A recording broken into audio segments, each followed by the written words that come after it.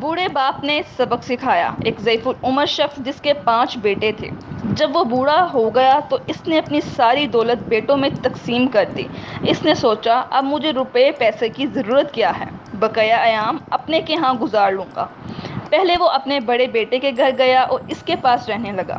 ابتدائی ایام میں تو بڑے بیٹے نے اس کی بہت خدمت کی اور آؤ بھگت کی اور کہا آپ کا خیال رکھنا تو میرا فرض ہے، مگر تھوڑے دنوں بعد وہ اپنے باپ سے بیزار ہو گیا۔ اب وہ اس کا ادب بھی نہ کرتا تھا بلکہ کبھی کبھی اپنے والد کو ڈانٹ لیتا تھا۔ بوڑھے کو نہ وقت پر کھانا ملتا اور نہ ہی کپڑا۔ آخر بوڑھا بھی اپنے بڑے بیٹے کے سلوک سے تنگ آ گیا اور دوسرے بیٹے کے پاس چلا گیا۔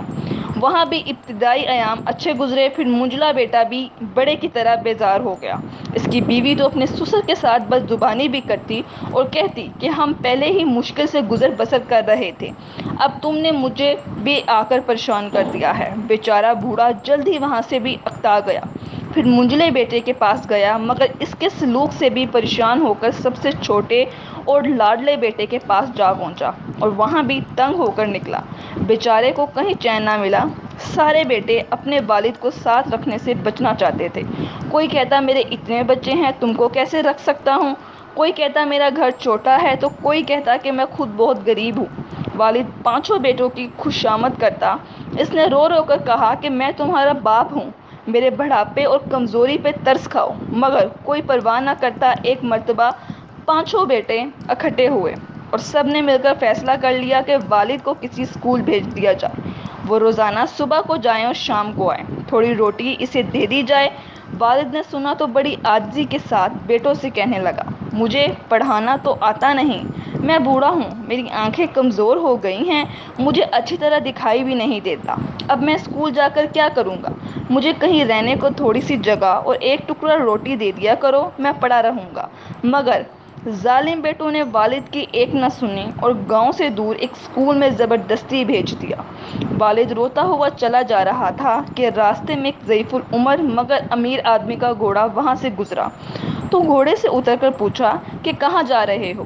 اسکول جا رہا ہوں، ضعیف العمر اور مظلوم والد نے جواب دیا۔ امیر آدمی نے حیرت سے کہا بڑے میاں، اس عمر میں اسکول جاؤ گے؟ یہ تو تمہارے گھر میں آرام سے بیٹھنے کے دن ہیں۔ مظلوم والد نے اپنی پوری کہانی سنائی تو امیر آدمی نے کہا بڑے میاں، اسکول جانے کا خیال تو بیکار ہے، مگر تم غم نہ کھاؤ، میں تمہاری مدد کروں گا۔ یہ کہہ کر اس نے اپنی جیب سے ایک تھیلی نکالی اور اس میں کوئی چیز بھر دی، پھر تھیلی کو ایک لکڑی کے صندوق میں رکھ کر صندوق کو اچھی طرح بند کر دیا۔ صندوق ضعیف العمر والد کو دیتے ہوئے اس کے کان میں کچھ کہا۔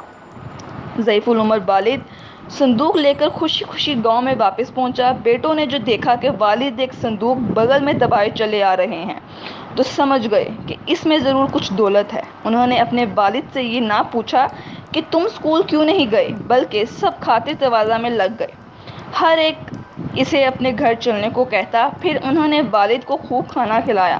کھانے پینے کے بعد بوڑھے نے کہا میرے بچوں، اپنی جوانی میں نے کچھ دولت جمع کر کے جنگل میں دفن کر دی تھی، مجھے اس کا خیال بھی نہیں رہا، آج جو ادھر سے گزرا تو یاد آیا، زمین کھودی تو صندوق وہاں پر تھا، مرنے کے بعد اسے کھولنا اور تم میں سے جو میری زیادہ خدمت کرے گا اور بڑھاپے میں آرام دے گا، اس دولت کا زیادہ حصہ اسی کو ملے گا۔ یہ سن کر 5 بیٹے آپس میں لڑنے لگے کہ ابا کو میں اپنے پاس رکھوں گا۔ اب بوڑھا جس بیٹے کے پاس بھی جاتا اس کی خوب آؤ بھگت ہوتی، سب اس کے کھانے کپڑے اور آرام کا خیال رکھتے۔